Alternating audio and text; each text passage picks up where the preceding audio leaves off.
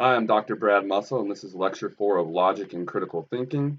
This is the first lecture in the second section of the course. As I've been alluding to throughout the beginning of the course, this is, at least in my opinion, by far the most difficult section of the course. We'll be doing things that can be pretty tricky if you're not used to them. Things like Venn diagrams, which we'll talk about in this lecture. And then the next lecture as well, we'll be doing things like truth tables in the truth functional logic, lecture 5. In that lecture, we'll be doing some tricky things as well. So this is definitely a section that you'll want to put on your thinking caps. You'll need your best to put your best effort forward.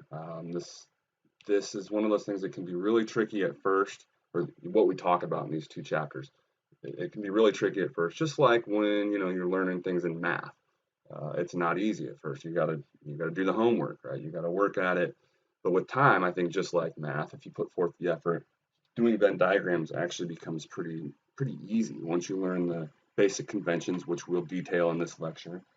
It does become pretty easy, and then it's awesome to employ when you're trying to assess, why we're talking about them here, right? Trying to assess arguments because it does give you a nice pictorial representation of what's going on in the argument, and you can, it offers this and a means to assess the argument.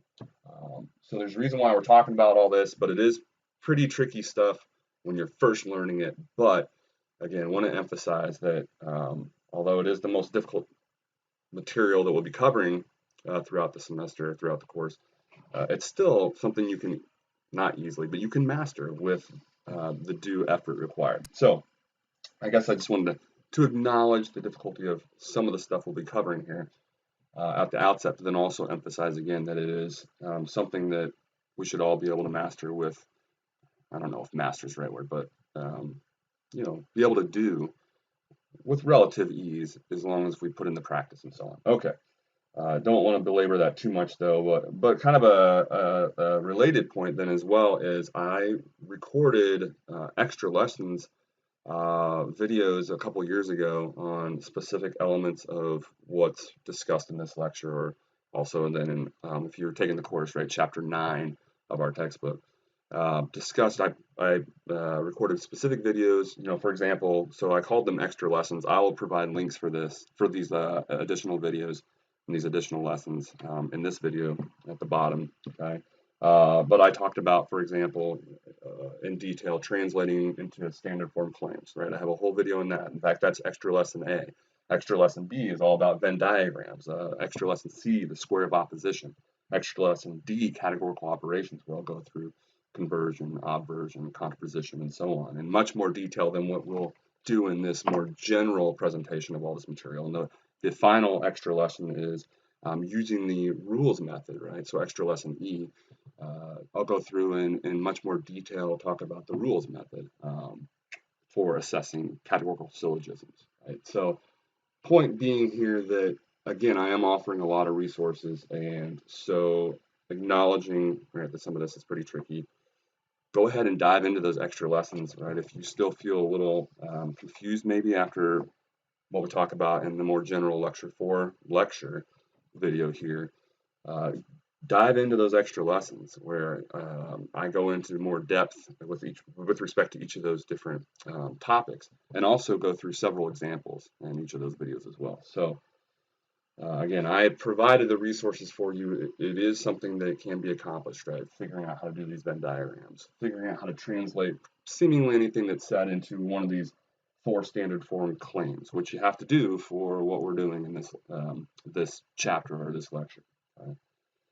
I think that's all I wanted to say here at the outset. So, what we're going to be doing, and we're going to be unpacking a lot of stuff here, right? We're going to be talking about the general notion of categorical logic. So, this is what we're doing in this second section, right? Is we're taking a closer look at deductive and inductive arguments. Okay, so in the first section, we kind of carved out in general what we're doing in this course, and we talked about what arguments are in a general sense. Well, now in the second section of the course, we're taking a much closer look at those 2 basic types of arguments, deductive and inductive arguments, beginning with deductive arguments. So these first 2 chapters or lectures in this second section, okay, so let me reiterate. Lecture 4, categorical logic, corresponds then, if you're taking the course, to chapter 9 in the textbook. What used to be, if you have the 10th edition, right? So that's the 13th edition of our textbook.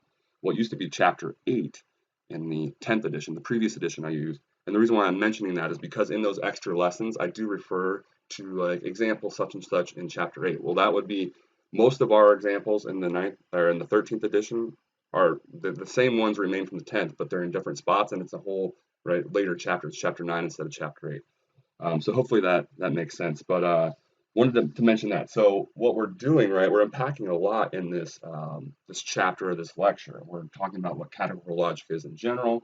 We'll go through and talk about the standard form claims, right? The 4 basic standard form claims, which then you can do so much with, right?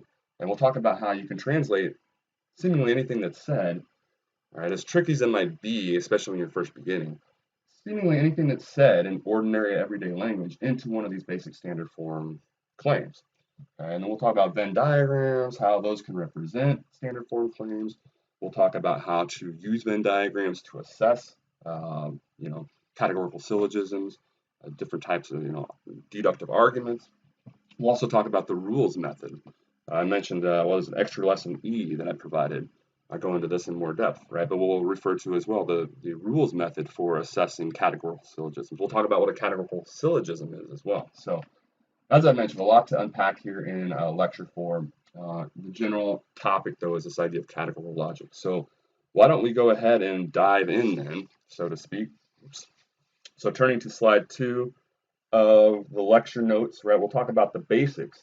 So, I've mentioned in prior lectures Aristotle and his continued influence throughout the history of philosophy, particularly or especially, you might say, in logic. And this in particular is an example of his continued influence. A lot of what we discuss here dates back to him and what he introduced, 2,000 plus years ago. So Aristotle is certainly a huge figure in philosophy, and especially in our particular branch that we're discussing, logic and critical thinking. Well, what is this idea of categorical logic? So we know, as I mentioned a moment ago, right? We're examining in more detail now in this chapter or lecture, and then also lecture 5 when we talk about truth functional logic, right? We're talking about deductive arguments or arguments that are presented. What happens if we take them in a deductive sense? Remember, the identifying feature of a deductive argument is that the conclusion is thought to necessarily follow given the premises, right? So we're dealing with that type of reasoning, and categorical, so it's deductive, and categorical logic in particular deals with relationships between categories or groups of things. Okay, we'll say more about this in a moment, right? Classes, anything you can sort of describe as a type of thing, right? That can be a category or class. Fire trucks, red things, people named Brad, right? You can go on and on and on. Anything basically you can think of that identifies a type of thing, that's a category or a class. Right? And so what we're doing then, or what we're up to here, is we're saying what happens when we take what someone says, right, that has to do with various classes or types of things, and analyze what they're saying, provided it's like an argument, right? What happens when we analyze it, right, in this deductive sense, right? And so we take what they say and we ask ourselves, does the conclusion have to follow given the reasons that they've given, right? So what we're doing here then is we're going to go through a way to sort of do that, right?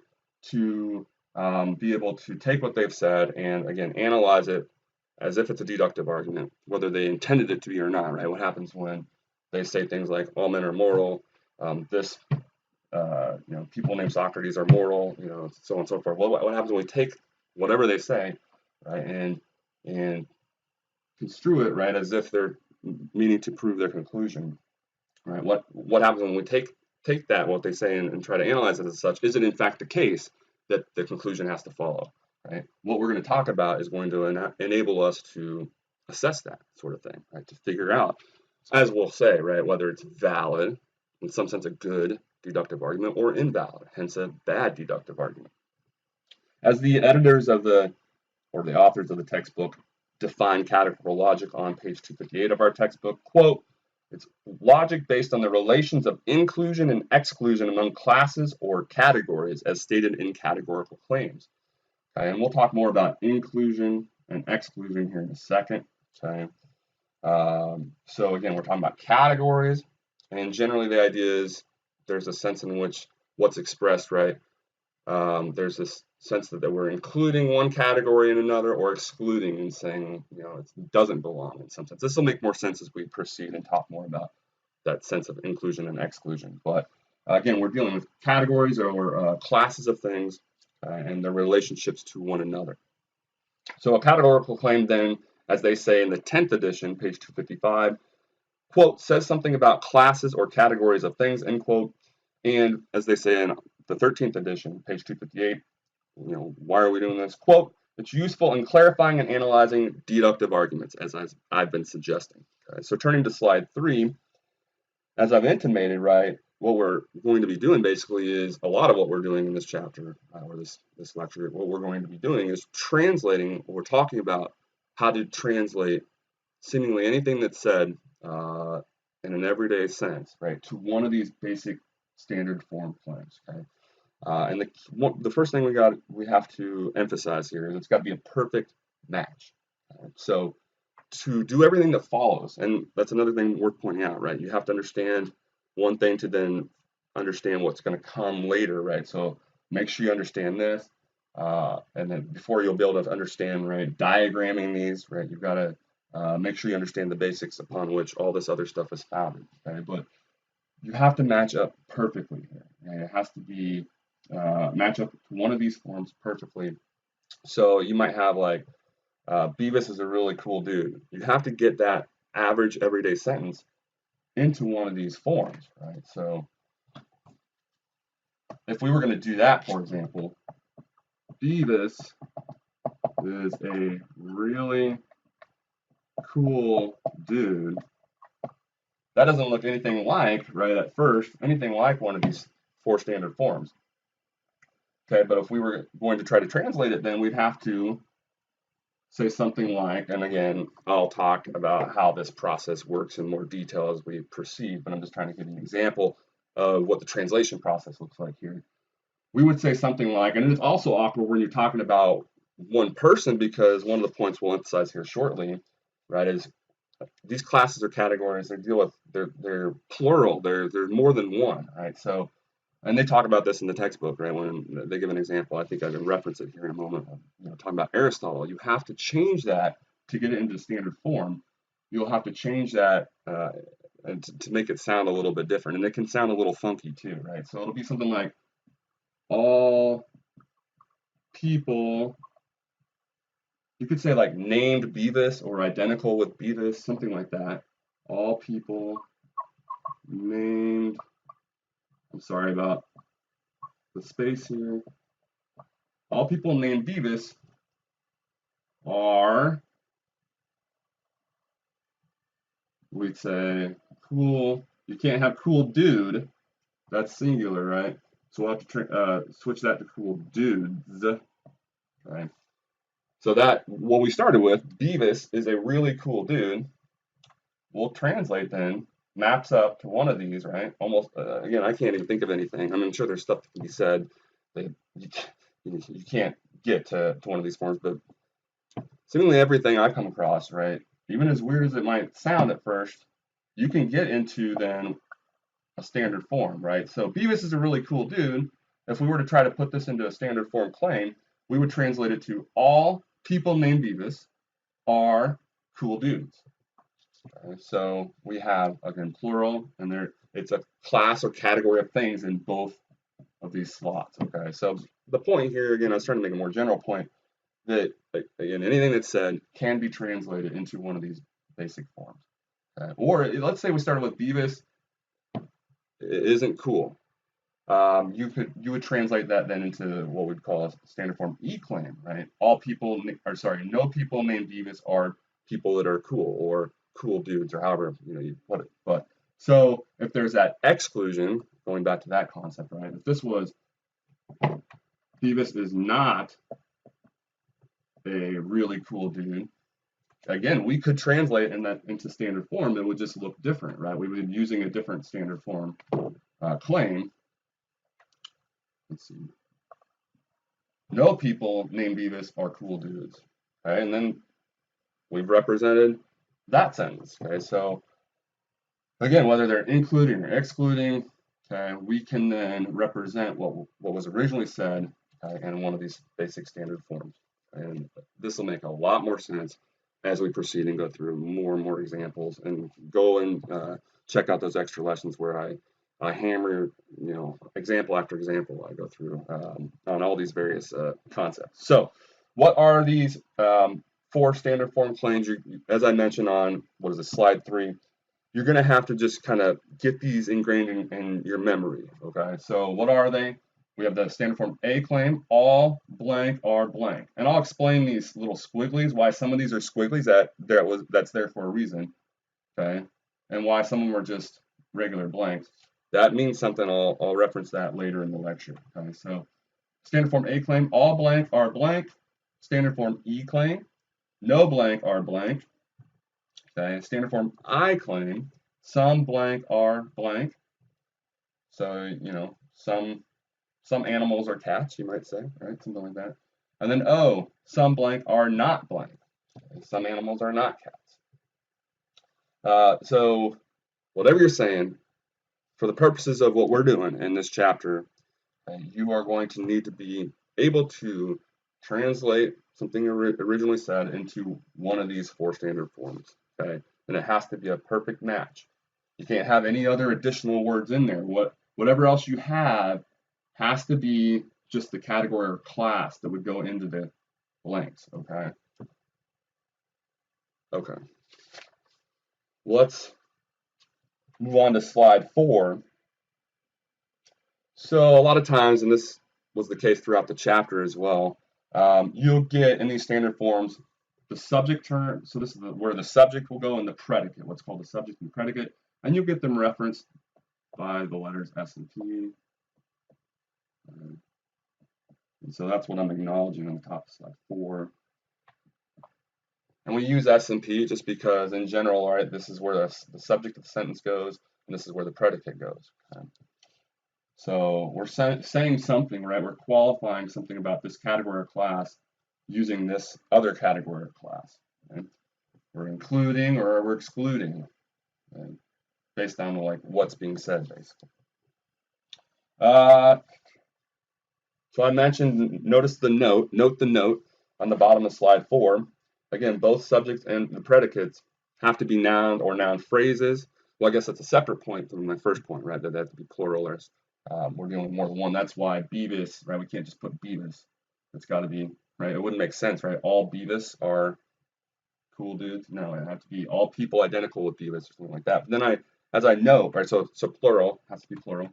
But also we have to have nouns or noun phrases. And so what we mean there is you can't say, is this an example they use in the book? Some snakes are poisonous.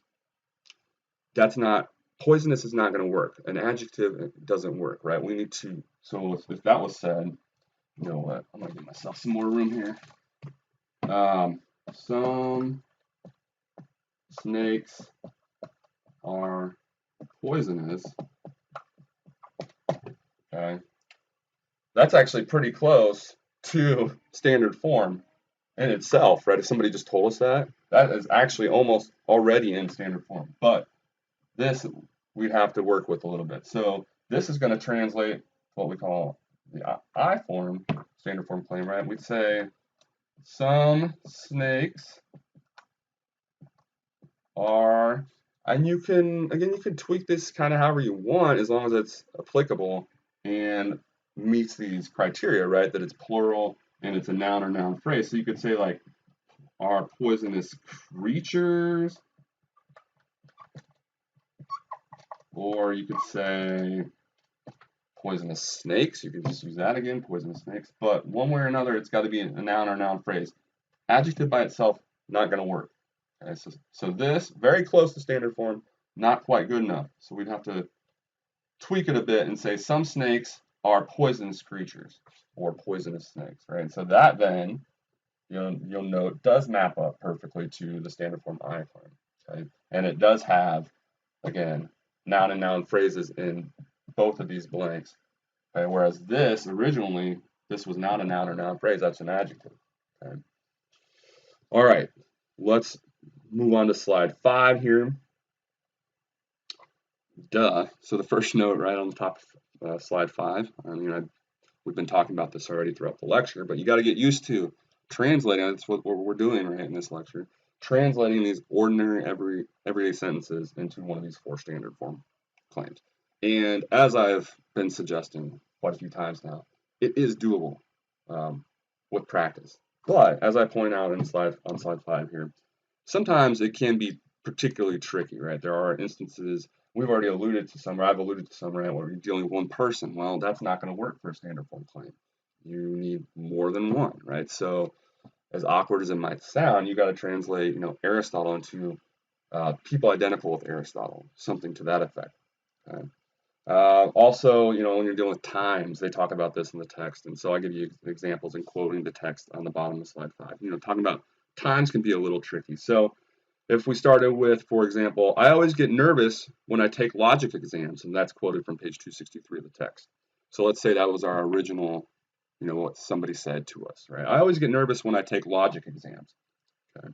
To me, that sounds kind of like an A claim. They're saying something about all the times they're taking logic exams, right? Namely, there are times they get nervous. So it's going to translate into, as they say on page 263, quote, all times I take logic exams are times I get nervous.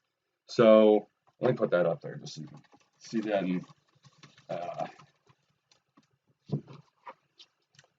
So what we translated it to, all times I take logic exams. And I want to put it all here so I can emphasize this is all one class, right? Times I take logic exams. All times I take logic exams are times I get nervous. Again,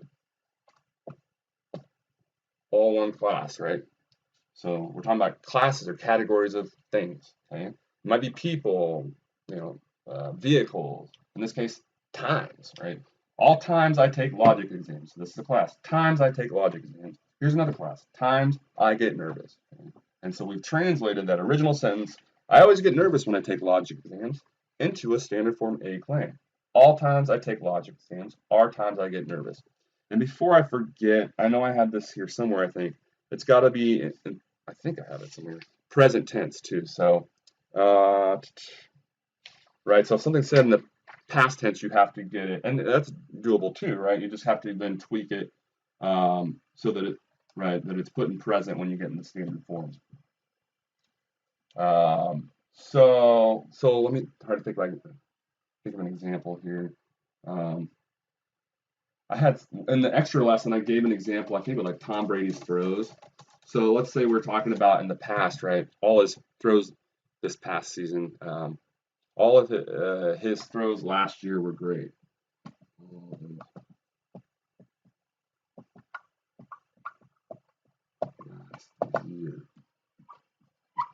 So we're talking about something in the past originally, right? All of his throws last year were great. His being Tom Brady's, okay? So how do we get this, which is dealing with something in the past, right? We got to also get in the present tense. Okay? That's the point I'm trying to make here.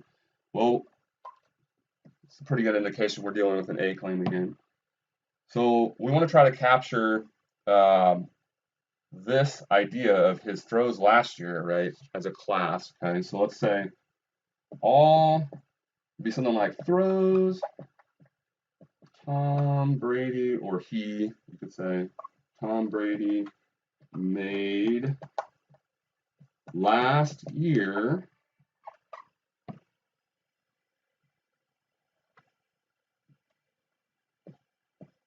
are, so now we've got in the present, throws that were great. So all throws Tom Brady made last year are throws that were great. So we've captured what was said about the past. Again, it can be a little awkward, right? But it maps up perfectly to the A form, and it's in the present tense. So all throws Tom Brady made last year, that's a class. Throws Tom Brady made last year, that's a category of things. All throws found Bailey made last year are, another category of things, throws that were great. Okay, so hopefully that kind of makes sense. Again, going back to slide 5, we're kind of talking about tricky scenarios or tricky instances, right? So a lot of times it can be relatively straightforward once you kind of get used to it. But you know, these times where you're talking about the past or one person or times in general or places, those can be a little tricky. And so that's what we're doing on slide 5 here, is going through some of these more difficult instances. So I like the example, the next one I quote from the 10th edition on page 260 from the 10th edition.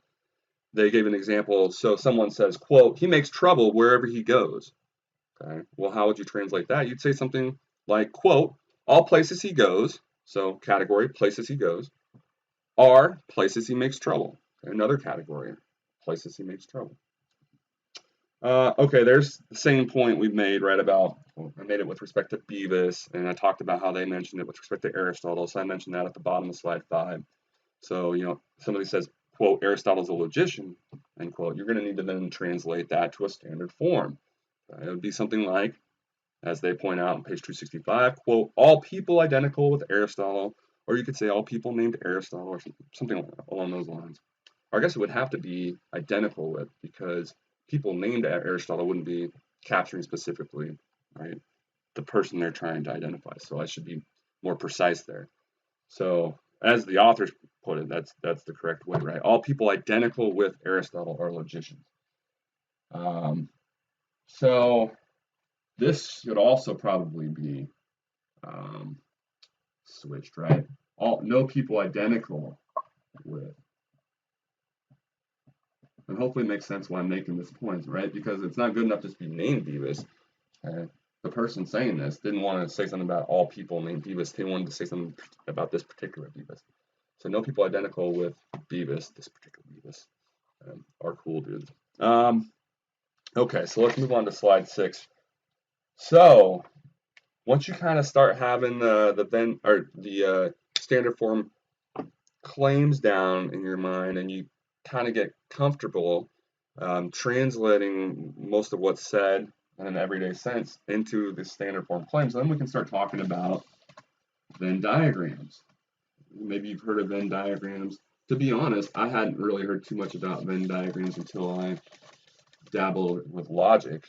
But other people, they come into the class and they'd heard of Venn diagrams, and so maybe you have, or maybe you haven't. But basically, it's a way to represent what's being said pictorially, usually using these circles. Okay? So as I mentioned on slide 6, and so I posted it or copied it, pasted an image there at the top, trying to capture all the what the Venn diagrams look like for all the standard form claims. Okay? And so I'll go through each of these in turn and sort of talk about what's going on when we use a Venn diagram to represent then what's being said in the standard form claim, right? So what we're doing with this diagram is portraying the underlying structure, logical structure of what's being said.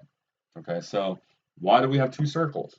Well, because we have 2 categories of things, right? So if I'm illustrating a standard form A claim, so standard form A claim, right?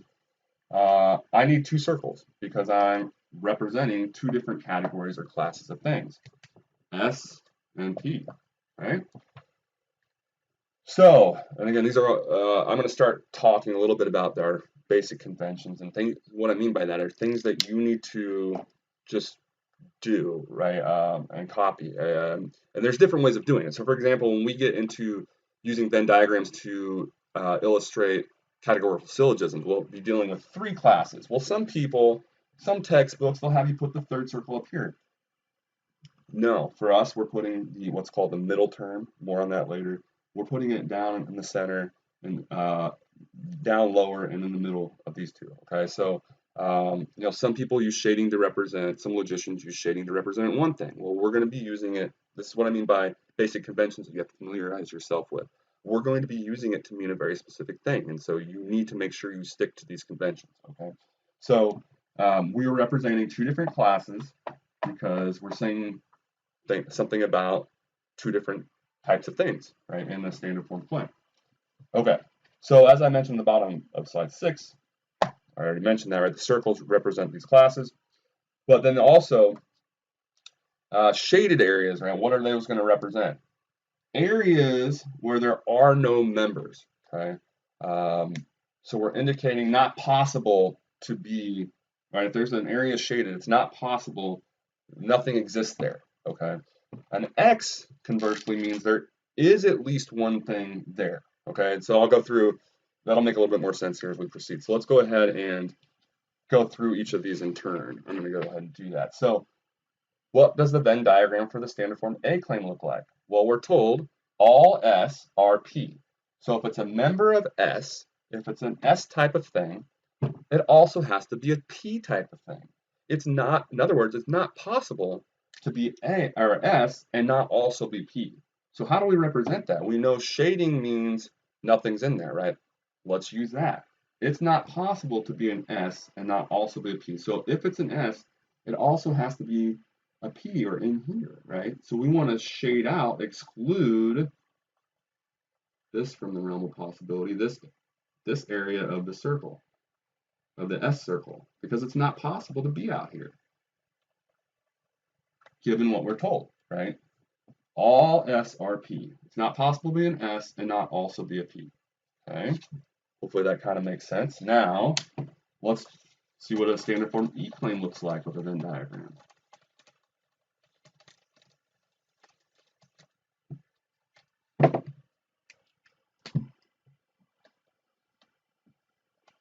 Here we're told no S or P. It's not possible, excluding the possibility of being an S and a P. One thing I want to mention, and I have it here somewhere, I think. One assumption, convention we're using, is that these are not empty. There will always be at least one member in these classes, okay? And so that'll matter more for what follows, okay? But I wanted to point that out while I'm thinking about it, okay? So we're told it's not possible to be an S and also a P, right? So we're going to actually shade out this portion this time because you can't be both given what's said here. Okay? No S or P. So this represents what we're being told in a standard form E claim. It's not possible to be S and P since no S or P. Okay. All right. What does a standard form I claim look like? Whoops, just got the S and P up there.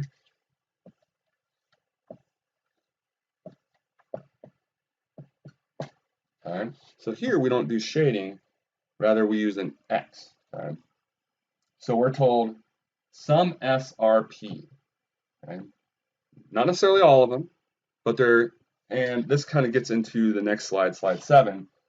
You know, it's not all of them necessarily. It might be, right? But the person telling us is just saying, hey, look, some. There's at least one, maybe 20, maybe 20,000, maybe 5 billion, right? But there's at least some S that are P. So how we represent that using a Venn diagram is we use the X and X.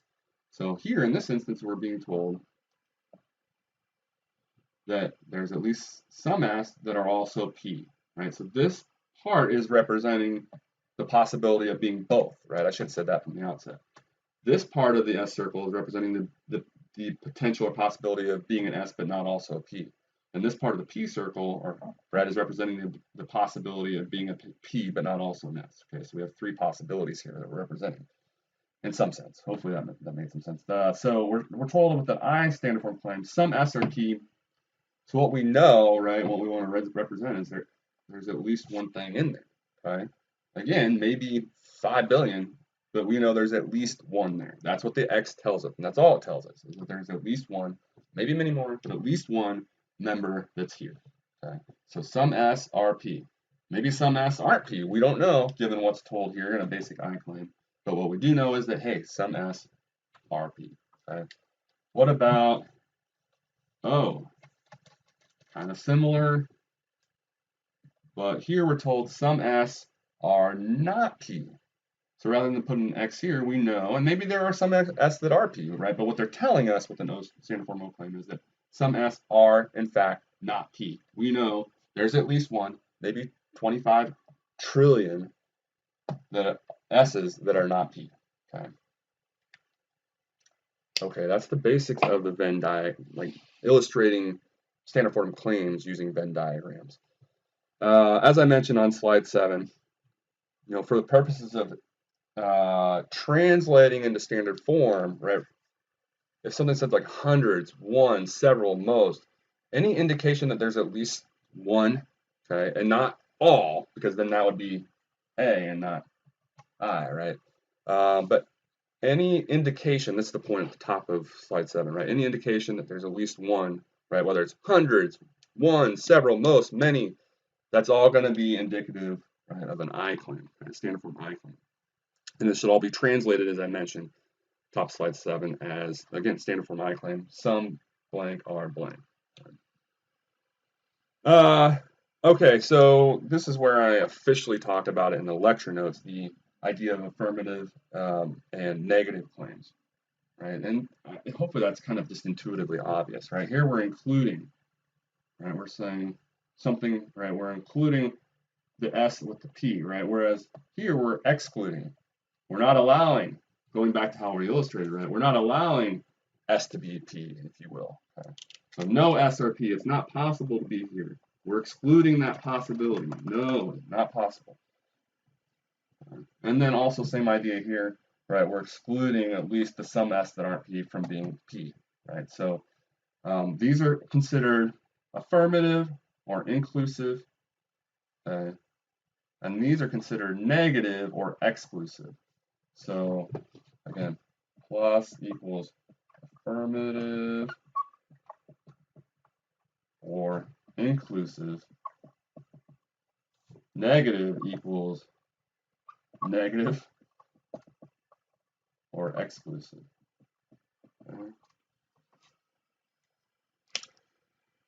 Okay, moving right along. So this is one of the square of opposition. Pretty cool, actually, this idea of the square of opposition. I think we're done with this general stuff. So moving to slide 8, that is, we'll start talking about the square of opposition.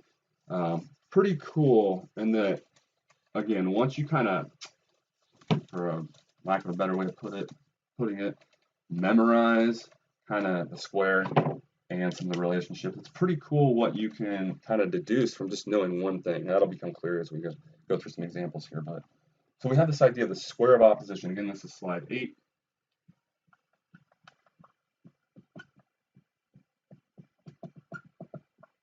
And the basic idea, as I mentioned on slide 8, you just have to kind of commit this to memory. The basic idea is if we know something about the truth value of one of the standard form claims, that's actually more like a rectangle. Maybe we should call this the rectangle of opposition. The idea is if you know the truth value of one of the standard form claims, oftentimes you will be able to deduce the truth value of corresponding standard form claims, across the square, so to speak. Right, so there's all kinds of like relationships then between these various standard form claims. So these are called, for example, the contraries. And the idea here is these can't both be true, right? So if all cats are animals, if all cats are animals is true, then we know that no cats are animals can't also be true. Can't both be true. So if we know that a standard form A claim is true, then we know that the corresponding, I should define that here in a second here, the corresponding standard form E claim will be false because they can't both be true. So what do we mean by corresponding? This is essential here. I should have started with this. Corresponding claims. We just mean that the subject and the predicates of those claims are exactly the same. They have to be exactly the same, right? So cats, if cats was the subject of the first claim and animals is the predicate of the first claim, then, right, if then the other claim corresponds to it, then cats has to be the subject of it as well, and animals has to be the predicate of it, okay? Which, in my example, was the case, right? So I said all cats are animals. If that's true, then no cats are animals has to be false. Okay, so given what we know, and this is the kind of thing, especially for you rookies, you just gotta have to memorize, right? That this relationship, again known as the contraries, the A and E here, they can't both be true. Okay, so if we know that the standard form E claim is true, then this one's going to have to be false, the standard form A claim. Okay? And then similar sort of thing down here with what we call the subcontraries. The relationship between the I and O. They, however, can't, it's not that they can't both be true,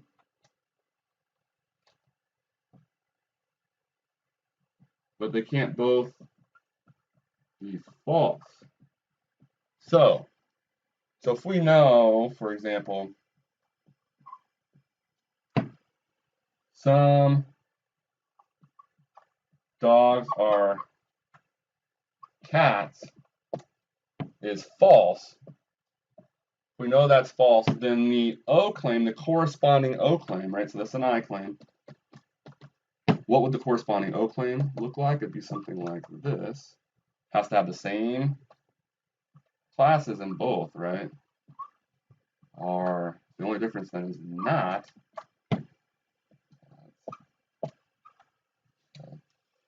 Well, if we know this is false, again, they can't both be false. Well, then we know this has to be true. And of course, I tried to use one that was, true, or that was intuitive for us, right? So we know, right, that it's the case that some dogs are cats, that's false, right? And so intuitively, if we know that's false, well, it's going to be true then that some dogs are not cats, okay? And so no matter what you put in these blanks, though, I was trying to use one that would kind of make sense because that's the case, right? That some dogs are cats, it's false. But it doesn't matter what you put in here as long as you're consistent and have hence corresponding claims. This is always going to be the case. If you know one of these is false, the other one's going to have to be true. Okay? So it's really cool. Then that's what one of the exercises you have to do is sort of deduce, at least tell what you can deduce, if anything, given the truth values of one of the various standard form claims, right? Can you then infer the truth values of the other three corresponding standard form claims? Sometimes you can't, but oftentimes you can. Okay? We also have some other relationships here. Let's see. These are called contradictories. Okay, whether you're going, as I've illustrated or have on the illustration for slide 8, both of these directions are called contradictories. Okay. And do I have all this? I guess the next few slides I'm basically going through what I'm going through now. So when it comes to contradictories, so A and O are contradictories, and I and E are contradictories. They can never have the same truth value. Never have the same truth value. Okay? So, again, if we know a standard form A claim is true, wow, there's lots we can infer because, again, given this relationship, contradictory relationship with O, well, then we know O has to be false, okay, because they're never going to have the same truth value. Okay, if all cats are animals is true, then some cats are not animals has to be false. Okay, makes sense, right? Intuitively. And again, given the contraries, right, that relationship we already discussed, if all cats are animals is true, then no cats are animals has to be false as well, given that relationship, right? But now we're emphasizing the contradictory relationship. Okay, if A is true, O has to be false. If A is false, O has to be true. Okay, all dogs are cats, if that's false, well, some dogs are not cats has to be true. Okay, and the opposite's the case as well. Okay, no dogs are cats. Okay, if that's true, then some dogs are cats has to be false. So opposite truth value, E and I. Okay. It works the other way too. If you start knowing the truth value of an O claim, you can then deduce the truth value of the A claim. It's going to be the opposite. Or if you start with the truth value of an I claim, you can figure out the truth value of an E claim. It's going to be the opposite. Okay. So let's go ahead and go through the next few slides and make sure I covered I also talk, the picture I have on slide 8 talks about entailment. I'm not going to spend too much time in the general lecture 4 here video. I do talk more about entailment, the relationship between E and O going just this way, and A and I going just this way. In the extra lesson, what was that? Extra lesson C, where I talk about the square of opposition. But for the sake of our quiz and they don't talk about it in the chapter and homework, so you don't have to worry about it for that. So we want to emphasize and focus on these 3 types of relationships. Okay, so know those. And it seems like a lot at first, but once you get some practice and go through some of these in the exercise, it actually becomes kind of routine. So let's go ahead and move forward here. Slide 9, I talked about what it means to be corresponding claims. As they mentioned in the 10th edition, page 262 again, quote, 2 categorical claims correspond to each other if they have the same subject term and the same predicate term. Okay, so hopefully, that's ingrained now. So I give you an example. All silly dudes are crazy lads corresponds to some silly dudes are crazy lads. Again, provided that subject and predicate, whatever goes in the first blank and the second blank, as long as those stay consistent, then between the claims, right, then they correspond. They're said to correspond. Okay, and so bottom of slide 9, I just mentioned, all those ways we can figure out the truth values of corresponding standard form claims based on just knowing the truth value of one to begin with. They talk about it, as I mentioned, in the bottom of slide 9. They have a nice little handy synopsis of it on the bottom of page 268 of our text. And then, yeah, I guess slide 10 is basically just, we've already captured all of those relationships then. I guess I should have mentioned, there are, and so I guess this is what you can take from slide 10, right? No, I did mention that actually. Yeah, so how, for example, they can't both be true, and these can't both be false, and then these are going to have the opposite truth values. Okay, so yeah, we did cover everything on slide 10. Let's go ahead and move forward then to the next thing we want to talk about, which also has interesting implications, and there's certain things you can infer based on these, and that's the idea of categorical operations. So we're going to need some space here, and we're going to cover 3 so-called categorical operations.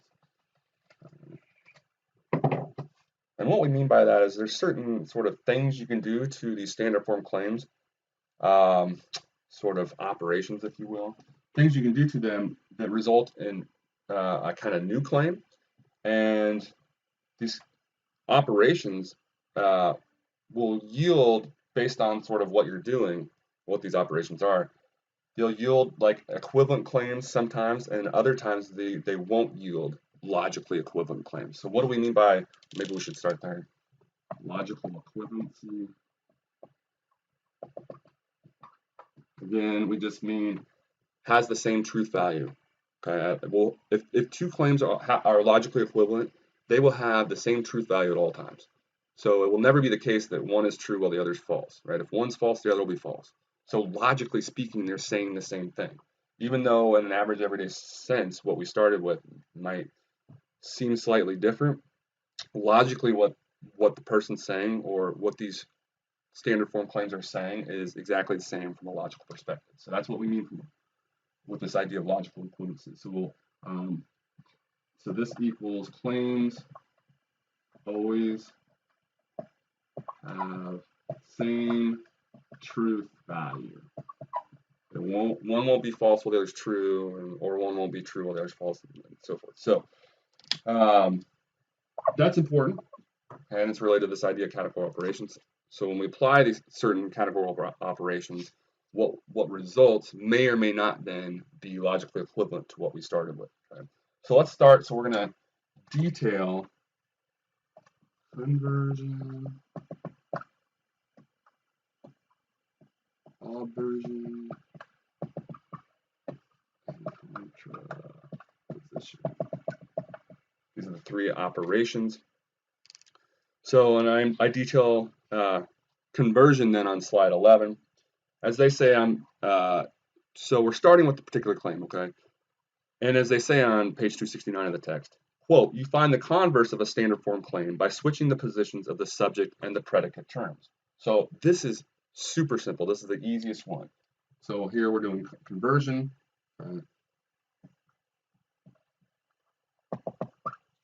So all we do, let's say we started with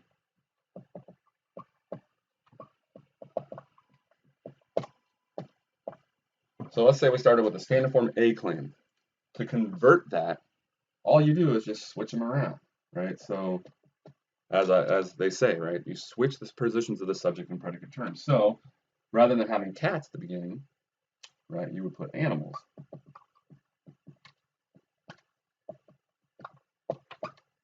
So again, this is important too. When you perform the operation, you'll still end up with something that's in standard form, right? If you started with something that's in standard form, okay? So we converted our original claim. This is what results. And so, one of the things we want to know is this then logically equivalent? Does it say the same thing, logically speaking, as this? And it does not, right? As we point out, or as I guess it's a quote from page 269, all E and I claims, and this is an A claim, not an E or I claim, but not A and O claims are equivalent to their converses. And you can see why that's the case, right? This is not going to be the same as this, okay? So all cats are animals is not saying the same thing as all animals are cats. Okay? So they're not logically equivalent. Again, what do you do when you convert a standard form claim? You just switch around what's in those blanks. Okay, let's say we had started with, again, I want to have examples that are kind of intuitive, that kind of make sense. Okay, so let's say we started with a standard form E claim, no cats or dogs. Well, how would we convert that? Well, all we do is just switch the place of the predicate and subject. So no dogs or cats. And that is, lo and behold, logically equivalent, right? They mean the same thing, right? They indicate the same thing, logically speaking. Okay, if this is true, this is going to be true. If this is false, this is going to be false, right? And we know, right, it really is, in fact, the case that no cats or dogs, hence no dogs or cats. So the cat's conversion, I'll give you another silly example at the bottom, right? Some goofballs are silly heads. To convert that, you just switch around the positions. So you just say some silly heads are goofballs. Super simple. That's the easiest one. But then the other ones, and I should have left the square of opposition up here for this one. That's okay. The other ones are a little trickier. So let's go with Obversion here. Let's see. Obversion, there we go. So the first thing you do is you go across the square of opposition. Okay, so let's say we started with no cats or dogs. So you remember the square of opposition, right? You gotta commit that to memory, or the rectangle of opposition. A-E-I-O. So if you start with an E claim, you're going to, when you obvert it, okay, the new claim is going to be an A claim. Okay, so that's the first sort of ingredient, is you have to go across the square of opposition. Okay, or sort of another way to put it, I think they do, is you're kind of going from affirmative to negative, or negative to affirmative. So if you start, as we do here, with a negative standard form claim, E claim, you're then going to switch it then to an affirmative or positive claim, in this case, an A claim. It's probably easier to just remember, go across the square, or across the rectangle of opposition. So if you start with E, you're going to go to A. If you start with I, you're going to go to O. Right? And the second, now we need a new term here for concept, because the second criteria involved, or the second thing you're up to, involves this notion of complementary terms.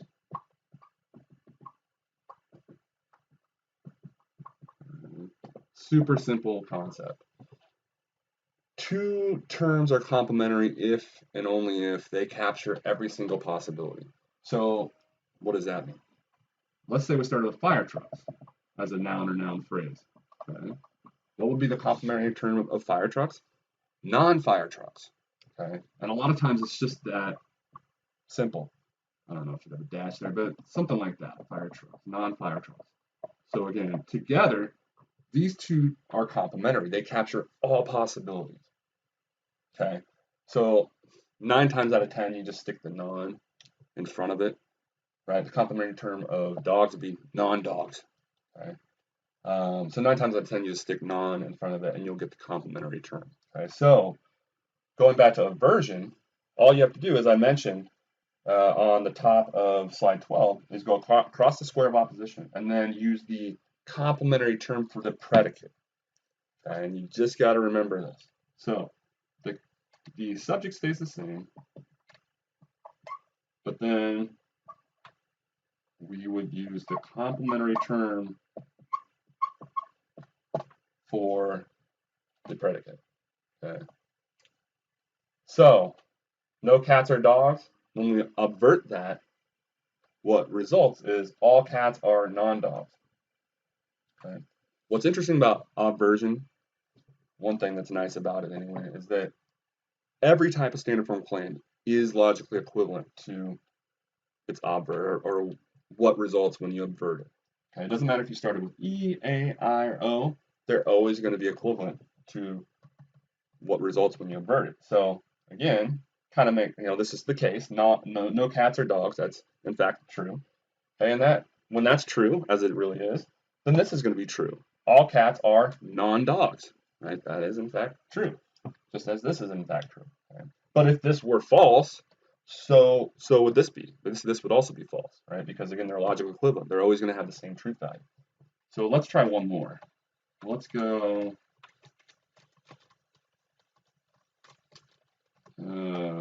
Let's go.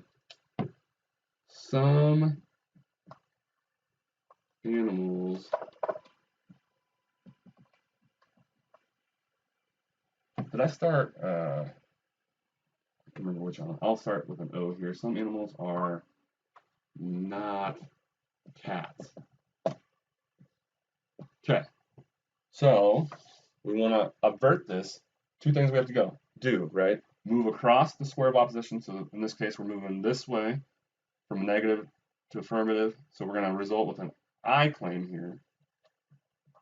Okay. And then we also need the complementary term of cats. So the predicate or the subject will stay the same.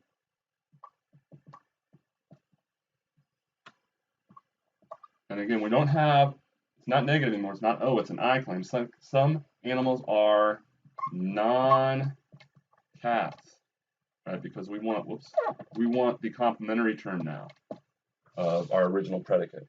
Okay, so we went across the square of opposition, and we use the complementary term for the predicate. So if it's the case that some animals are not cats, which it really is, right? So if this is true, then this is going to be true, because we know no matter what you start with,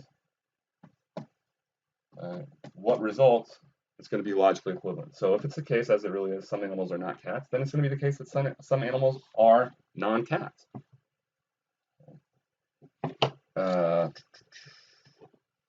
Okay, hopefully that one kind of makes sense. And then we end with contraposition.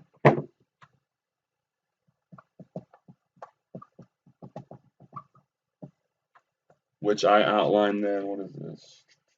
I give you another example, by the way. I give you examples of complementary terms and another example of obversion on slide 12 that I'll let you peruse at your leisure.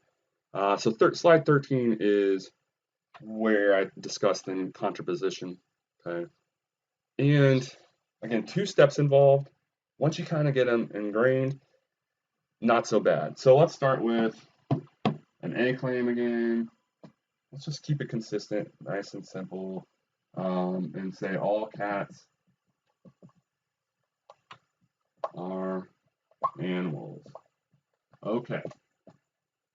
Here, as I mentioned on the top of slide 13, 2 steps involved when you try to find the contrapositive of the original claim, right? So we're performing this operation of contraposition on this original claim. Well, how do we do that? How does this work? Okay, so again, as indicated on the top of slide 13, the first thing you're going to do is switch the positions of these 2, the subject and predicate, right? So animals is going to go here and cats is going to go here. But before you do that, the second thing you're going to do, you want to note, right, is you're going to replace them also with their complementary terms. So not only do they switch positions, but they also then use their complementary terms. Okay, so we'll stay with all, and then we'll go all non-animals are non-cats. Okay, and you can get some pretty funky sounding things, right? But that's what it would look like. The contrapositive of this is this. Okay, so all cats are animals performing this operation of contraposition on it, and you get all non-animals are non-cats. And as indicated, you might have kind of noticed, right? Well, if this is true, this is also going to be true, right? If it's the case, as it is, that all cats are animals, well, that's going to be logical equivalent to this, because all non-animals are non-cats is also true then. Okay, so A and O, but not E and I claims are going to be equivalent to their contrapositives. So this is equivalent, right? Well, let's do one that's not equivalent. Okay, so let's do, right, how about an I?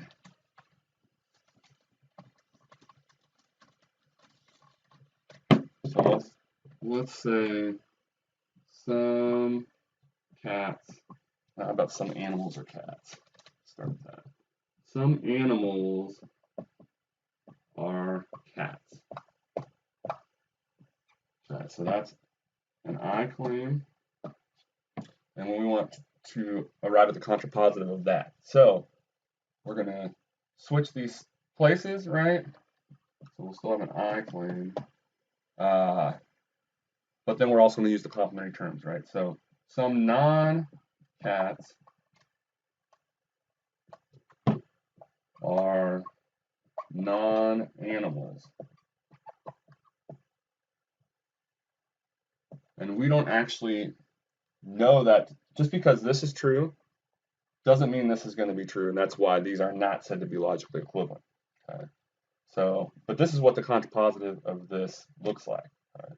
Again, you switch the subject and predicate just like you do in conversion, okay? But then, unlike conversion, you also then use the complementary terms of both. Okay? So similar to conversion, but you're doing that additional step. Okay? And then it's kind of interesting because then what's logically equivalent here, A and O, right, will always be logically equivalent to then their contrapositive. It's the opposite for conversion, right? It's E and I that are logically equivalent to what results after conversion. So in this case, again, what A and O are always logically equivalent to their contrapositives. In the case of conversion, it was the opposite. Again, I and E that are always equivalent after you convert the original claim. That's what you started, what's equivalent, logically equivalent to what results. Okay, it's the opposite here. Okay, so we started with an I claim, not logically equivalent. Okay, it's not an A or O. So we already know, just given how this stuff works, that whatever results is not going to be logically equivalent. I'll give you another example there at the bottom of slide 13. So slide 14, definitely, let this particular slide soak in, make sure it kind of makes sense. I wanted to try to capture for you what's going on here. Basically, give you lots of examples. Some of these we went through, right, step by step with I and I already used, but you can see at a glance, right, what you start with, then what results after you perform these categorical operations on them, okay, and whether or not what results then is going to be logically equivalent. Okay, so again, slide 14, great slide. Make sure you know that idea of logical equivalency. Okay, when after performing these categorical operations, when is what result's going to be logically equivalent to what you started with, and when isn't it? Remember, the nice thing about obversion, that second one, is that everything is logically equivalent to its obvert, or what results after you perform obversion on it. Not the case with the first and third, though. So again, a lot here. Practice, practice, practice. Not as cumbersome or tricky as it initially seems, I would argue. Okay? It can be done. Okay, so those are categorical operations. Let's move on to another concept and talk about categorical syllogisms. This is something that Aristotle talked a lot about. A lot of this goes back to him as well. Of course, almost all of this does, but this is, he's really famous for this idea of categorical syllogisms or syllogisms. So as I mentioned, let's put this up here.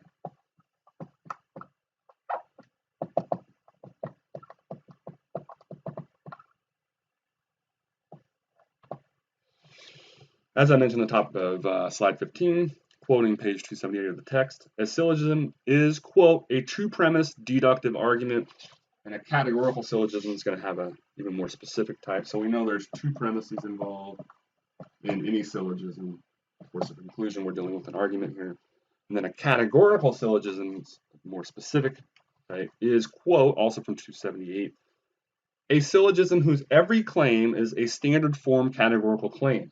Okay, remember that when we're dealing with categorical syllogisms, for everything that's about to follow, for it all to be the case, you have to have everything that's involved be in standard form. Okay, don't forget that. So, whose every claim is in a standard form categorical claim, and in which three terms each occur exactly twice, and in exactly two of the claims. So, you have three terms, again, occurring exactly twice throughout the argument, okay, and two different claims. And that sounds like a lot, but it's really straightforward. So you're going to have, it's actually pretty straightforward. So you're going to have two premises, okay, and a conclusion, obviously. I'm talking specifically about a categorical syllogism here now, not just a syllogism, okay?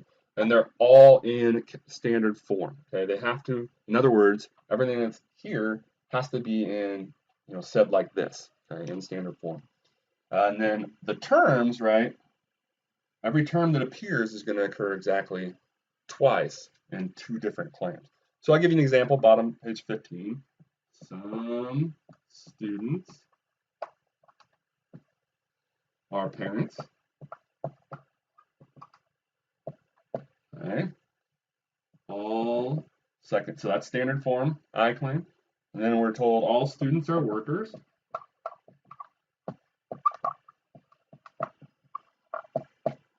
Okay, and then the person offering this argument wants us to conclude, also that's also in standard form. Okay.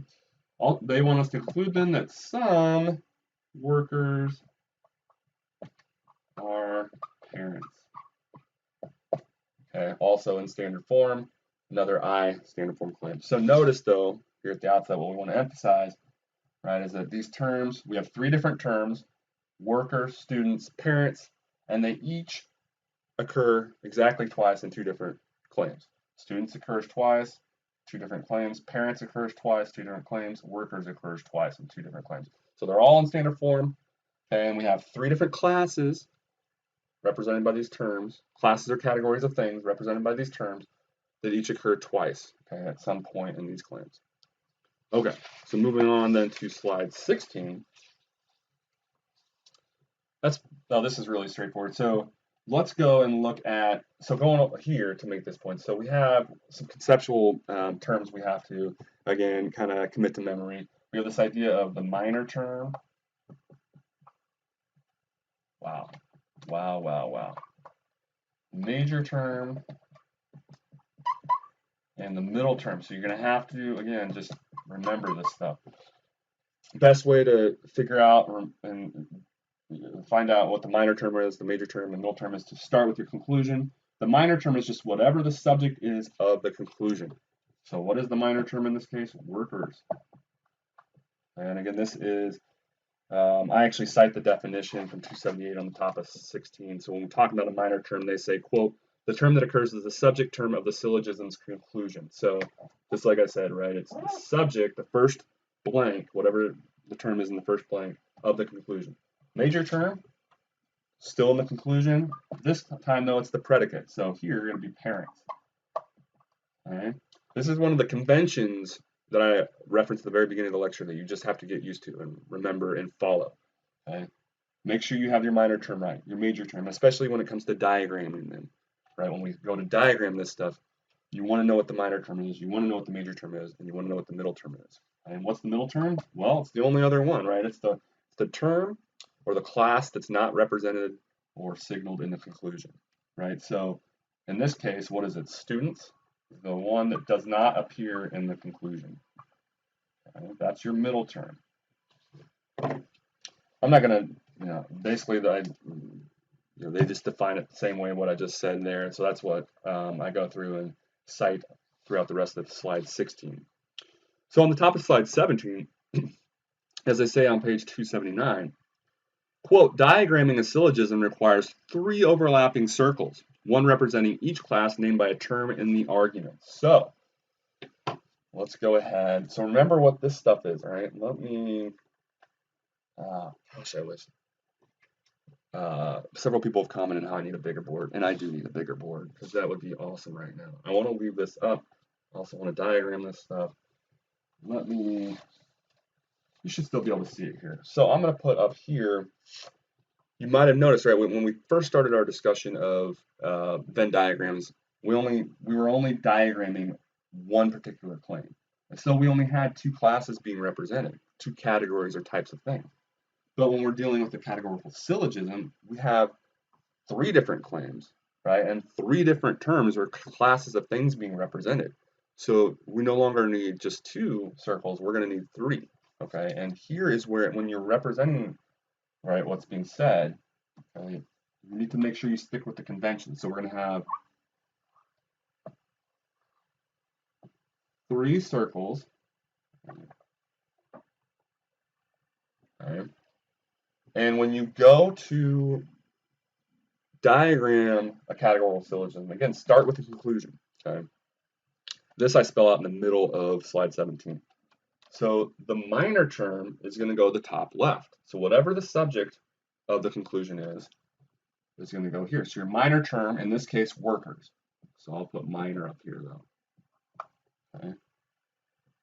Whatever the predicate is of your conclusion, your major term, is going to be the top right circle. And then whatever the middle term, right, whatever class of things is not represented in the conclusion, right, not mentioned in the conclusion, will be the lowered middle circle, which we refer to as the middle term, representing that, again, that class of things not referenced in the conclusion. So as I mentioned in the bottom, slide 17, then, when diagramming these categorical syllogisms, we're going to employ the same kind of tactics we did when just diagramming basic, one basic standard form claim. Shading is going to illustrate exclusion, right? Not the lack of possibility that there's something there. Whereas an X is going to indicate that there is at least one, if not many more, members that are in that area, right? Okay, so let's go ahead and turn to slide 18. Actually, maybe, do I want to try to go ahead and I could diagram this as an illustration for you guys to see how it works. Well, let me actually go through, because there are some tips that I mentioned in these subsequent slides. For example, slide 18, actually, one of the first things you want to note, and this is a good example to illustrate this. So I and O claims are tricky in that there may be a few places to put the X. Remember, because with I or O claims, you just put an X, right? But let's say, for example, so let's put these actual terms up here: workers, parents, students. Okay, so the issue, and what I'm referring to on slide 18, is that if you try to start here, you're going to have some trouble, because we're being told some students, so we're talking about this class of things right here, some students are parents. So we're told, hey, we know there are students that are also parents. But here's the problem. There's actually 2 possible places here, right? Because this part of the student circle would also be parents, but so would this part, right? So we don't know whether the students that are also parents are also workers yet, right? We don't know whether to put the X here, or maybe there's X's in both. We really don't know at this point. And so the whole point here is, when you're dealing with needing to put up an I or E claim, it's always best to actually start instead with any A or E claims you might have in the premise, right? In the premises. By the way, we're only diagramming or illustrating the premises, right? We're trying to map up the premises, put the premises in here, and then we step back and we ask, is the conclusion, right? Is that something we can infer just by diagramming the premises? Okay, more on that here in a second. But so the point again on slide 18, it would be better for us to start here, because maybe by starting here and shading certain stuff, we can eliminate one of the possibilities. Okay, so let's see if that, I don't actually know if that happens here, but let's see. So all students are workers. So here we're told, so again, the point is, don't start here in this kind of example. Start with this premise instead. Illustrate this premise first, okay? Because then it might reduce the eligible spots to place this X, okay? So all students are workers. So it's not possible to be a student and not be a worker. So we're going to shade out that possibility. So if you're a student, we're being told, and again, when we're analyzing the validity of an argument, we don't care if these premises are actually true. We're just going to assume they are. So if we're told all students are workers, okay, it's not possible to be a student and not be a worker. Now look what this did for us. Let's go back to our first premise and try to diagram that now. So we were told some students are parents. Before we had 2 eligible spots. Well, look what happened. By diagramming the second premise first, this A claim, now we know there has to be an X here. Because, again, we're assuming what they're telling us is true. Some students are parents. There's only 1 spot left where they can be a student and also be a parent. And we know there's somebody there, right? There's at least 1, maybe 7 million students that are parents. So there has to be a member there. Okay, so again, in these kinds of scenarios, don't give up just because there's multiple spots. Put that X. If you have an A or E claim as the second premise, start there instead, and then voila, maybe it'll open something up for you. Okay? Or maybe it'll eliminate possible spots, and then you'll know more definitively where to put that X. So we have mapped up this argument, okay, using Venn diagrams. We've represented it. So when it comes to assessing whether the argument is valid, all we need to do now, we don't do anything with the conclusion in terms of illustrating it. Okay? All we do is step back and we ask ourselves, is this indicated by our diagram of the premises?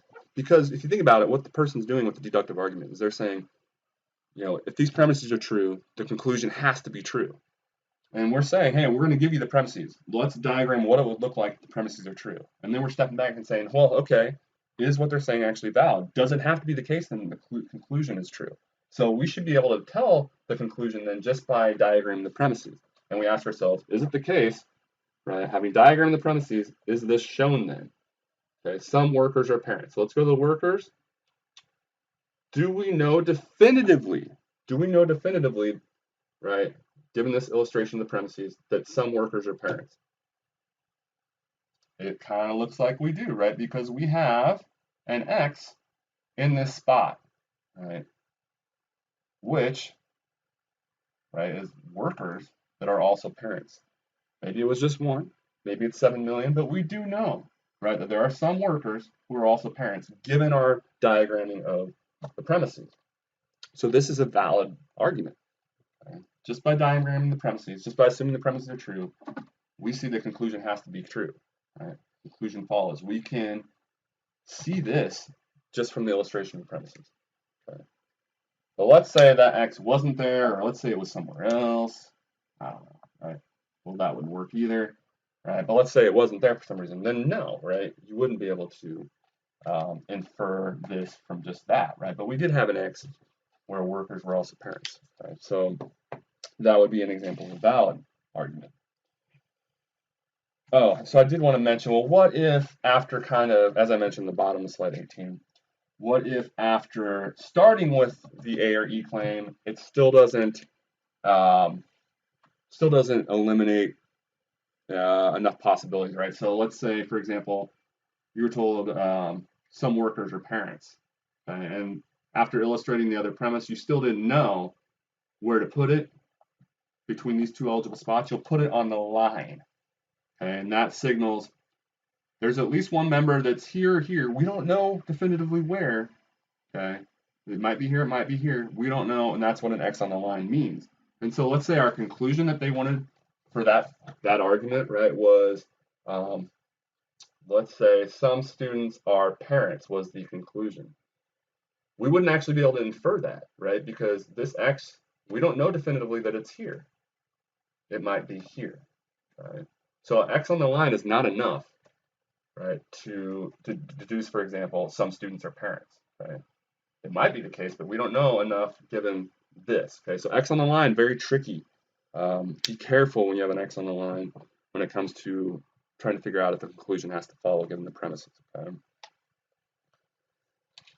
Okay, and so slide 19 again kind of gets into the nuances of those x's and how they can be kind of tricky, right? And how you need to be very careful when proceeding, and what exactly does an x there mean versus right here, or something like that, right? That means something different than an x on the line. Okay. So in their words, the authors of the textbook, page 282, quote, an x on a line indicates that the x belongs in one or the other of the two areas, maybe both, but we don't know which. So when it comes to determining whether the conclusion is a valid inference, as they say, quote, we look to see whether there's an x entirely within the appropriate area. An x partly within the appropriate area fails to establish the conclusion. Okay, and I tried to sort of show that a moment ago. Also from the textbook, page 280, quote, a syllogism is valid if and only if diagramming the premises automatically produces a correct diagram of the conclusion. And so that's what I was saying earlier, right? You don't actually do anything, right? You don't diagram the conclusion. You diagram the premises, step back, and then ask yourself, okay, is the conclusion shown given our diagram of the premises? All right. Let's go to slide 20. All right, so that's right. So there's this unique situation where you have, I wish I had come up with an example beforehand, but so basically the unique situation is when you have for premises, right? You might have just A or E claims for the premises, and then your conclusion is an I or O, right, which requires an X to be placed somewhere. But in diagramming the premises, you won't have put an X because these are just A and E claims, right? So that's what I'm talking about on slide 20. As I point out there, so let's say O, S, R, P, no, P, R, Q, some, S, R, not Q. I have no idea whether it's valid or invalid, just throwing stuff up here right now. So we'll see what happens here. So this is illustrating the example of how it can be tricky, right? When you go to use Venn diagrams on this, because in diagramming these, the premises, you're only going to do shading, you're not going to put an X, but then the conclusion requires you to have an X up there somewhere. So as they point out, look, don't automatically render it invalid. Okay, we'll see in shading the premises if it only left then maybe one possible spot. So let me throw this up here. So remember, what are these three circles? We have the minor term, which is the subject of the conclusion. So we'll have S there. The major term, which is the predicate of the conclusion, Q. And then we have the middle term, the one that doesn't appear at all, right, in the conclusion, but appears twice in the premises. So let's go ahead and diagram these premises. All S are P. It's not possible to be an S and not also be a P. So all S or P is going to look like this. So if it's an S, it has to also be a P. No P or Q. It's not possible to be a P and also be a Q. So if it's a P, it's not a Q. So based on assuming these premises are true, does this have to be the case? Is it the case that some S are not Q? Well, if all we thought was like, hey, I have to see an X somewhere, this actually is a perfect example to illustrate this. Right? You're looking for an X. I don't see an X. Invalid? No. Right? Because remember I mentioned this like 30 minutes ago at this point, right? But another assumption we have, a convention that you just have to work with, right, is that these are not empty. All of these classes or categories, there's at least one member. Okay, and so what that enables us to do then, why that's important to note, right, that's an underlying assumption, is that we know then there's no other spot. Look at S. There's only one spot for anything to be a member of S. It's right here. There's only one possibility. So go ahead and put an X there. If there's only one spot left, given our assumption, right, that nothing's empty, that there's always a member of every class or category that we're talking about, you can put an X there then. Okay? Well, look what that ends up doing for us. Let's go back to our conclusion. Some S are not Q. Lo and behold, in fact, it turns out all S are not Q, which means that this is also going to be true, right? Or no S or Q, I guess would be the standard form way of saying that. But that is the case then, right? And in diagramming these premises, this shows up to be also true then, right? So this is valid. So again, when you have premises that are all A or E claims, do all the shading, and if there's any any cases or circles where there's only one eligible spot left as a result of the shading, go ahead and put X's in those spots. And so actually, you know there's an X here too, right? Because there's only one area left for the Q's to be, okay? And we know that category of things is not empty. There's at least one member there. Okay. So that's slide 20. Almost done. The last thing we want to talk about, I think, yes. Okay, the last thing. And again, I have extra lessons on all these things that we've talked about. And then also this last thing we'll talk about.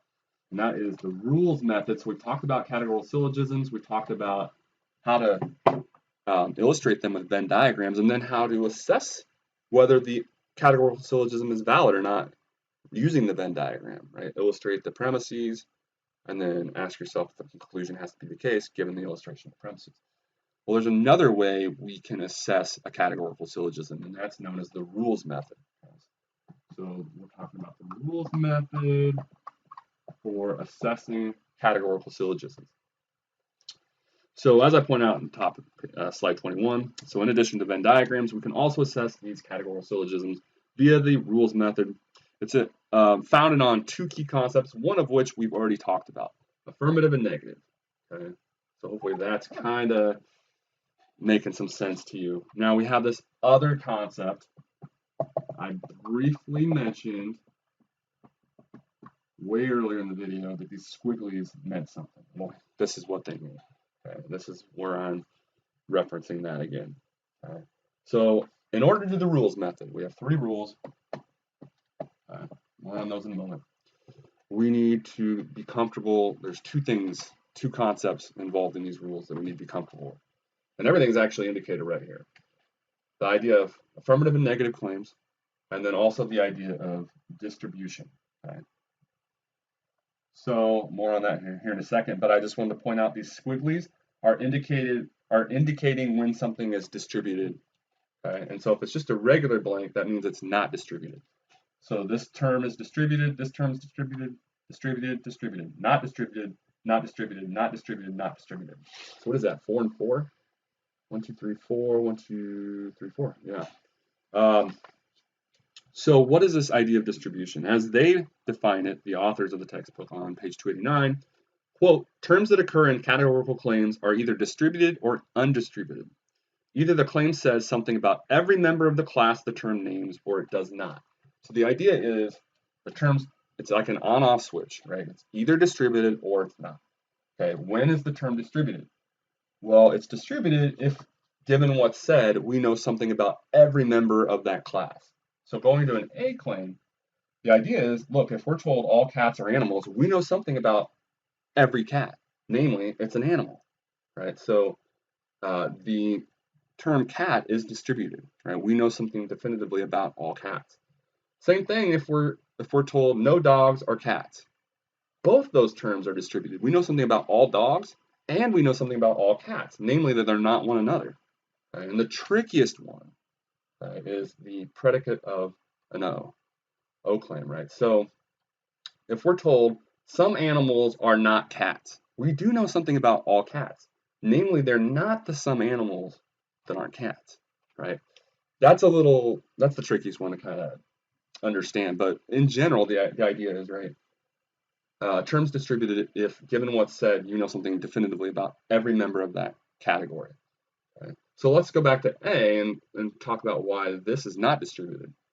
All cats are animals. We don't know anything definitively about all animals, given what's said there, right?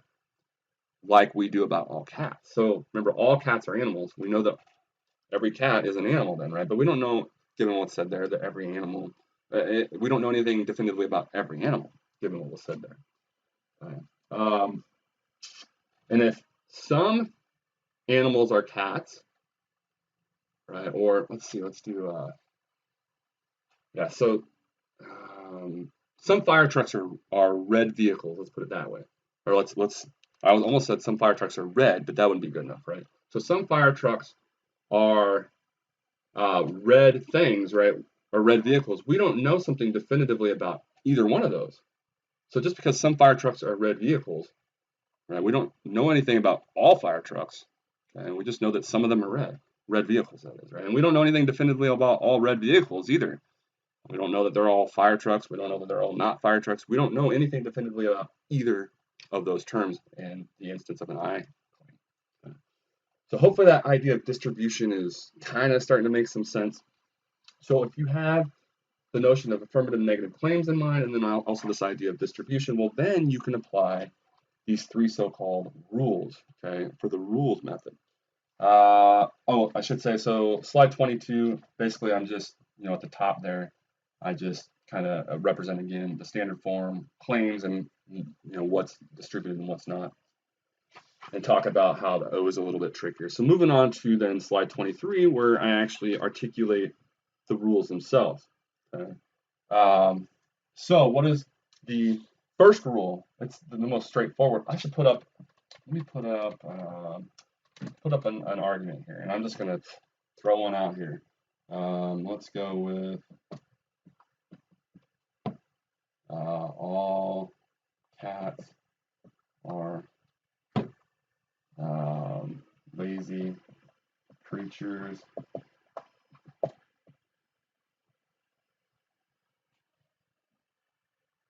No lazy creatures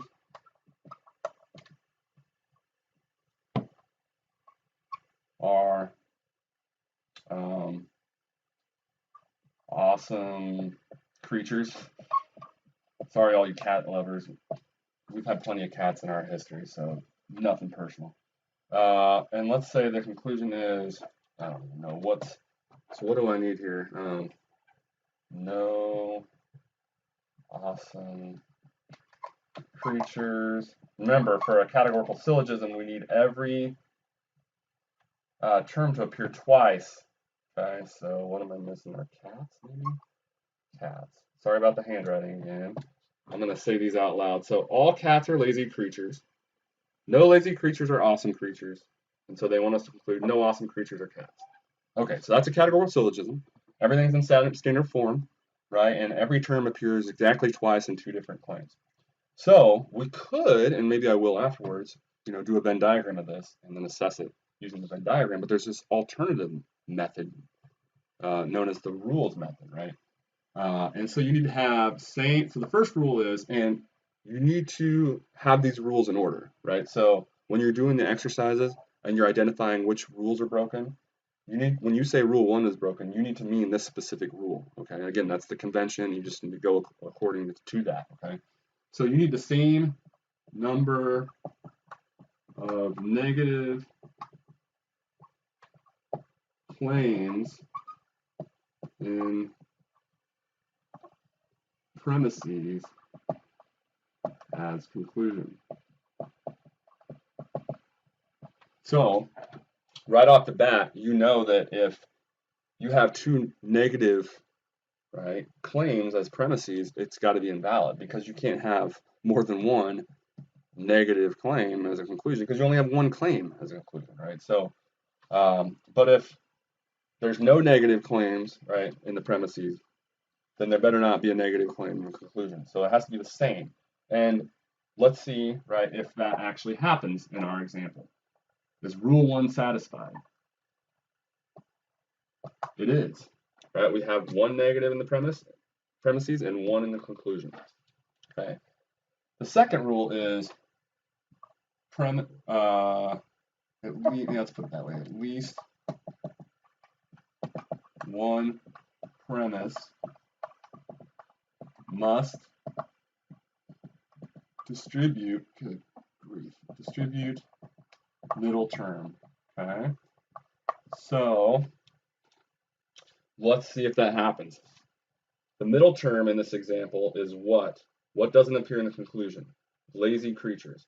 So we need to find out if at least one of these premises distributes lazy creatures. Okay? So let's start here. A, this is an A form, standard form A claim. Is lazy creatures distributed? Well, it's the predicate here. We know the predicate is not distributed in a standard form A claim. So not yet, but what about the second premise? Is it distributed here? Well, in any E standard form claim, both terms are going to be distributed, and it does appear there. So at least one premise does distribute the middle term. Right? And the last rule is that basically anything that's distributed in the conclusion has to be distributed somewhere in the premises. So anything distributed in conclusion has to be distributed in premises. I don't even know why I bother writing that because you probably can't read it. But again, so that says anything distributed in the conclusion has to be distributed in the premises. So let's go to our conclusion. And in an E claim, they're both distributed. So now we're going to have to go to the premises and make sure that both of these are distributed somewhere in the premises. So let's look at awesome creatures. Awesome creatures doesn't appear in the first premise. It appears here. Also an E claim, so we know again that it will be distributed because both terms, subject and the predicate term, are distributed in E claim. So awesome creatures is distributed in the premise. What about cats? So that's good. Since cats is also distributed in the conclusion, it better be distributed somewhere in the premises. And it is, right, because it's the subject of a standard form A claim in the first premise. So, whoops. So yes, it is also distributed in the premises. So we actually satisfied all three rules. And the idea then is so long as none of these are, as long as all of these are met, right, then it's valid. Okay, if at least one of these is violated or not satisfied, right, all you need is one, and then it's invalid. Right? And so like on your homework, on a quiz or whatever, it might be the case that more than one is not satisfied, in which case you need to indicate which of the rules, right? Don't just tell me a rule is violated. Well, which ones? Right? Maybe it was all three, right? So you need to tell me one way or another. So we know this is valid. Let's see real quick what the Venn diagram looks like for this.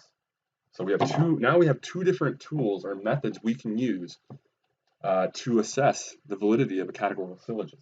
Okay, so we're going to put our circles up here, go to our conclusion, figure this out. So awesome creatures is the minor term. I'm going to say AC for short. Cats is the major term. Okay, so it goes over there. Middle term is the one that doesn't appear. Is lazy creatures, LC for short. Okay, it doesn't appear in the conclusion, that is. So let's go ahead and map to diagram our premises. So premise one, all cats are lazy creatures. So it's not possible to be a cat and not be a lazy creature. Okay, so any cat is going to also be a lazy creature. No lazy creatures are awesome creatures. So if it's a lazy creature, it's not possible to be awesome. So we're going to eliminate those possibilities. And so, given our diagram of the premises, is it true that no awesome creatures are cats? It is. Any place where it would have been possible to also be a cat has been shaded or excluded, right? So this does follow, right? It is implied given the illustration of the premises. Wow, I think that is it. A lot there. I know we've unpacked a lot. So keep in mind, again, those extra lessons. Extra lesson A, translating into standard form claims. I'll give you a lot of examples.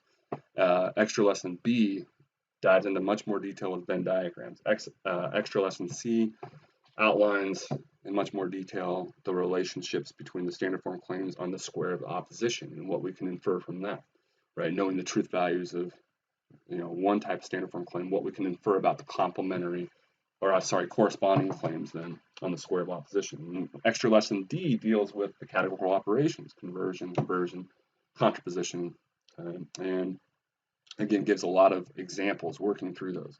And then finally, the extra lesson E goes through this in much more depth, offer several examples once more. So a tricky chapter for sure, a lot of tricky material here, but not something that's unmanageable, not something that can't be conquered, if you will. And in fact, you know, it really does become, the more practice you become, the easier it really does feel. Now, there are, again, lots of tricky exceptions and weird nuances sometimes, but if you can just, I think at your level, right, just memorize certain aspects of it to start off with, you know, as long as you can, and again, those building blocks, those basic building blocks we start with, have a firm grasp of, you know, these standard forms, for example. As long as you just get some of that ingrained, again, going through then and this, using the Venn diagrams to assess categorical syllogisms, you know, a lot of that then follows fairly easily. I say that hesitantly, I guess, but anyway, that is the end of lecture 4. So lecture 5, we will stick with deductive arguments, but we'll turn our attention to truth functional logic, like a different way of approaching what someone's saying to us in a deductive fashion, and a different way of analyzing the underlying truth functional nature of what they're saying. Okay? So that'll make more sense, obviously, when we talk about that in lecture 5. But that's what you have to look forward to. Again, make good use of those extra lessons I've been referencing. So we unpacked a lot here. Otherwise, I look forward to lecture 5. Good luck with, you know, the homework. Again, chapter 9 homework, if you're taking the course that's associated with lecture 4 material that we just discussed. Thank you.